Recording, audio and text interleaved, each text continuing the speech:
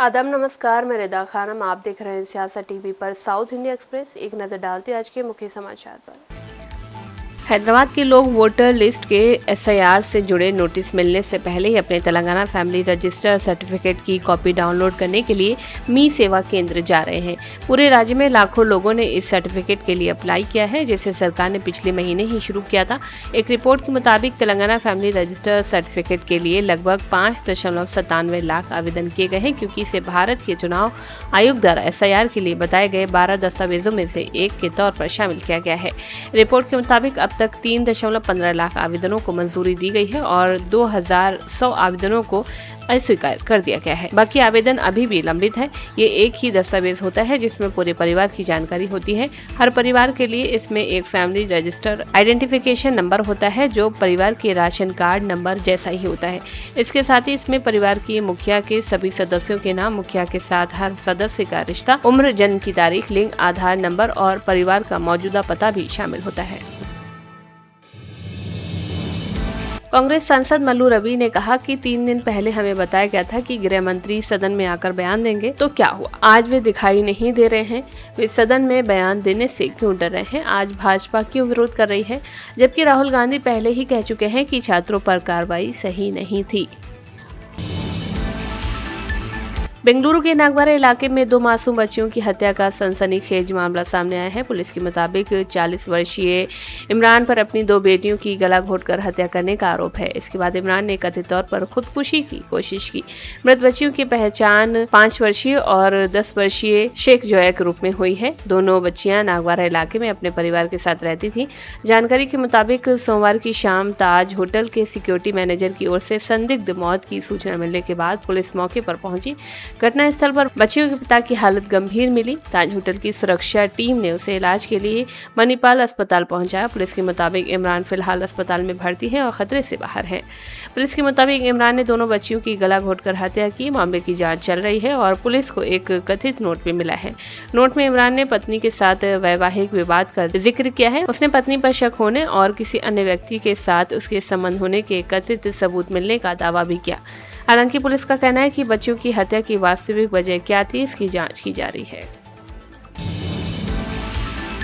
बेंगलुरु में खाद्य सुरक्षा विभाग के अधिकारियों ने अपना अभियान जारी रखते हुए 3 दिनों में यहां लगभग 60 स्टार होटलों पर छापेमारी की। निरीक्षण के दौरान होटलों में सड़ा हुआ मांस, एक्सपायर्ड सड़ा हुआ पदार्थ और सड़ी हुई सब्जियों का इस्तेमाल किया हुआ खाना पकाने का तेल मिला।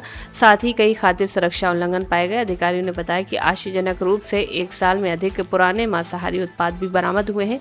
छापेमारी के दौरान खाद्य सुरक्षा विभाग के अधिकारियों ने कुल 77 खाद्य नमूने एकत्र किए और उन्हें प्रयोगशाला में भेजा। निरीक्षण के दौरान 640 किलोग्राम चिकन, मटन और मछली, 276 किलोग्राम सड़ी हुई सब्जियां, 45 लीटर एक्सपायर्ड दूध और दही, 12 किलोग्राम बेकरी उत्पाद और 67 किलोग्राम एक्सपायर्ड और गलत लेवल वाले खाद्य पदार्थ जब्त किए गए। इसके अलावा 49 लीटर इस्तेमाल किया हुआ और अवैध खाना पकाने का भी तेल जब्त किया गया। 1 साल से अधिक पुराने और एक्सपायरी डेट के मांसाहारी खाद्य पदार्थों की बरामदगी ने अधिकारियों को चौंका दिया। निरीक्षण के दौरान ये भी पता चला कि एक्सपायरी डेट वाले खाद्य पदार्थों को दोबारा पैक करके इस्तेमाल के लिए तैयार किया जा रहा था। कांग्रेस के राष्ट्रीय अध्यक्ष और राज्यसभा में विपक्ष के नेता मल्लिकार्जुन खड़गे ने कहा कि हम अपना रुख नहीं बदल रहे हैं। शुरू से लेकर अब तक हमारी मांग और हमारा स्टैंड एक ही रहा है। हमारे 3 मुद्दे पहले से ही हैं। पहला, छात्रों पर लाठीचार्ज, गोलीबारी, ये किसने किया? दूसरा, सदन को बताएं कि आदेश किसने दिया और ये सब कैसे हुआ। 18 दिन बीत चुके हैं और वे बयान देने को तैयार नहीं है। हम पोस्ट चेंज नहीं कर रहे। हम पूरी जो बिगिनिंग में हमारा स्टैंड था तब से अब तक एक ही स्टैंड है और हमारे 3 मुद्दे पहले से ही है। एक तो स्टूडेंट के ऊपर जो लाठी चलाई, गोली चलाई, ये सब किसने किया, एक। और दूसरा क्या है, आपने उसके बारे में सदन में आके एक हमको बताइए कि कौन ऑर्डर दिया और कैसा हुआ। दूसरा ये है, ये लाठीचार्ज ये सब होने के वजह से बहुत से बच्चे बीमार हो गए, हॉस्पिटल चले गए और 100 से भी ज़्यादा छोटी मोटी जो भी जख्म हो गई और बहुत से पैलेट गन से जो स्टूडेंट्स को मारे उनको वो घायल हो गए। इसके बारे में हम चाहते हैं कि पोस्ट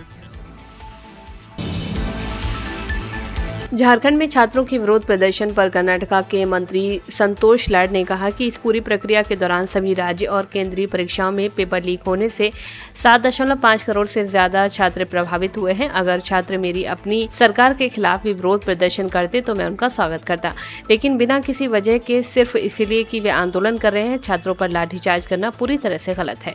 जहाँ जहाँ भाजपा की सरकार है वहाँ पर ऐसी घटनाएं होती है, इसीलिए लोग अपनी मर्जी से सड़कों पर उतरे हैं। सूखे की स्थिति को लेकर सीएम डीके शिवकुमार की वीडियो कॉन्फ्रेंस पर उन्होंने कहा कि इस सिस्टम में होबली और जिला स्तर पर प्रतिनिधित्व की व्यवस्था है ताकि ग्रामीण इलाकों और जिला मुख्यालयों के लोग सीधे अपनी समस्याएं बता सकें। सीएम आज राज्य स्तरीय अधिकारियों और मंत्रियों के साथ बैठक कर रहे हैं।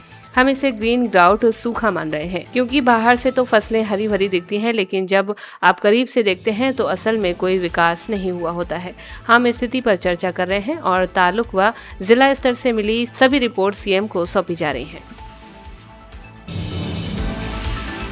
जाने माने एक्टर प्रकाश राज ने एक बड़ा दावा किया है। उनका कहना है कि बेंगलुरु निर्वाचन क्षेत्र में उनका वोटिंग राइट डिलीट कर दिया गया है। एसआईआर की प्रक्रिया के बाद ये सब हुआ है। प्रकाश ने कहा कि वो बेंगलुरु में जन्मे हैं, यहीं पर उन्होंने पढ़ाई और थिएटर किया है। प्रकाश ने तंज कसते हुए कहा कि अच्छा जोक है, इसे जारी रखें। उन्होंने एक्स पर एक वीडियो शेयर कर वोटिंग लिस्ट में अपने नाम हटाए जाने के बाद से प्रोसेस को सबसे बड़ा जोक बताया है। उन्होंने कहा कि देखता हूँ अपना वोटर ID पास वापस पाने के लिए क्या क्या कागजात दिखाने पड़ेंगे। उन्होंने चुनौती देते हुए कहा कि गेम जारी है, वो लोग अपनी पावर को दिखाने के लिए सब कर सकते हैं, उनके वोट करने के अधिकार को छीन सकते हैं, लेकिन क्या वे लोग उनकी सत्ता से हटाने से रोक पाएंगे। कैप्शन में एक्टर ने लिखा है कि भले ही आप कुछ नागरिकों के वोट देने के अधिकार को छीन सकते हैं जो शायद आपको सत्ता में दोबारा ना चुने, मगर जिस सत्ता में आप बैठे हैं वहां से आपको नीचे उतारने की हमारी कोशिश को क्या आप रोक पाएंगे। देश भर में 15 अगस्त से पहले हर घर तिरंगा अभियान 2026 की शुरुआत हो चुकी है। इसी के तहत केंद्रीय गृह मंत्री अमित शाह ने पुडुचेरी में तिरंगा यात्रा में हिस्सा लिया। यात्रा को रवाना करने से पहले मंच पर ऐसा वाकया हुआ जिसने सबका ध्यान खींच लिया। पुडुचेरी के मंत्री नमसिवायम ने अमित शाह की ओर गलती से भगवा झंडा बढ़ा दिया। झंडा लेने से पहले शाह ने उसे देखा और तुरंत पूछा कि तिरंगा कहाँ है, मुझे वो चाहिए। इसके बाद आनन फानन में तिरंगा लाया गया, जिसे अमित शाह ने लहरा कर तिरंगा यात्रा को रवाना किया।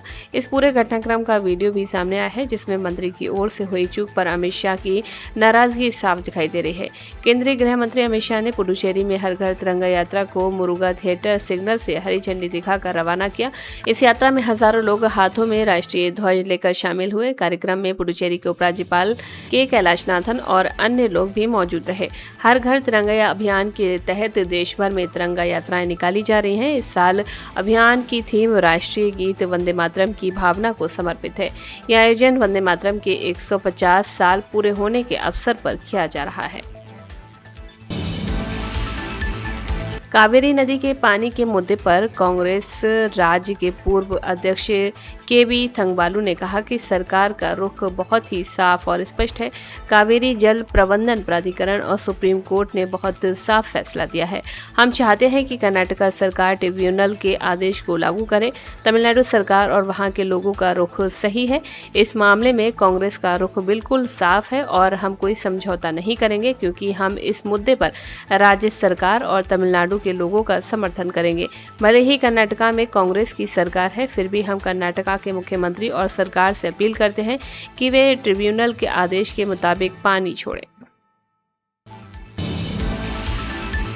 डीएमके के प्रवक्ता TKS इलागोवन ने कहा कि हम नीट के शुरू होने के समय से ही इसका विरोध कर रहे हैं। जब इसे लाया गया था तब भी हमने इसका विरोध किया था। जयललिता की मौत के बाद जब येडियुरप्पा मुख्यमंत्री थे तब इन्होंने नीट को लागू किया था। तब से हम नीट के खिलाफ लड़ रहे हैं, क्योंकि हम नहीं चाहते कि छात्र 2 पब्लिक एग्जाम दें।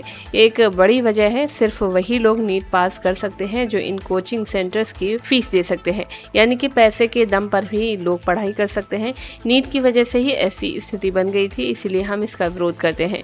इसी तरह FCRA के मामले में भी जब इसे पेश किया गया था तभी संसद में हमारे नेताओं ने इसके खिलाफ बात की थी और हमने मांग की थी कि एक सेलेक्ट कमेटी इसकी जांच करे, और स्पीकर ने इसे मान लिया था। इसलिए हम इन दोनों चीजों के खिलाफ हैं। तमिलनाडु की विजय सरकार ने आज विधानसभा में नीट को खत्म करने और स्नातक स्तर के मेडिकल पाठ्यक्रमों में दाखिले के लिए 12वीं कक्षा के अंकों को आधार बनाने की मांग वाला प्रस्ताव पेश किया। स्वास्थ्य मंत्री के.जी. अरुणराज की ओर से पेश किए गए इस प्रस्ताव में कहा गया है कि नीट सामाजिक न्याय और समानता के खिलाफ है तथा मेडिकल शिक्षा के मामले में राज्यों के अधिकारों को भी प्रभावित करता है। प्रस्ताव पर डीएमके, एआईएडीएमके, पीएमके और वाम दलों के सदस्यों ने समर्थन जताया, जबकि भाजपा के एकमात्र विधायक भोजराजन ने इसका विरोध जताते हुए सदन से वॉकआउट किया। स्वास्थ्य मंत्री के.जी. अरुणराज ने प्रस्ताव पेश करते हुए कहा कि राज्य सरकार लगातार ये रुख रख रही है कि नीट सामाजिक न्याय और समानता के सिद्धांतों के खिलाफ है। प्रस्ताव में मेडिकल शिक्षा के क्षेत्रों में राज्यों के अधिकारों को प्रभावित होने का भी दावा किया गया। प्रस्ताव में कहा गया है कि नीट तमिल माध्यम से पढ़ाई करने वाले विद्यार्थियों के साथ साथ ग्रामीण और सामाजिक आर्थिक रूप से वंचित वर्गों के छात्रों के मेडिकल शिक्षा हासिल करने के अवसरों को गंभीर रूप से प्रभावित करता है।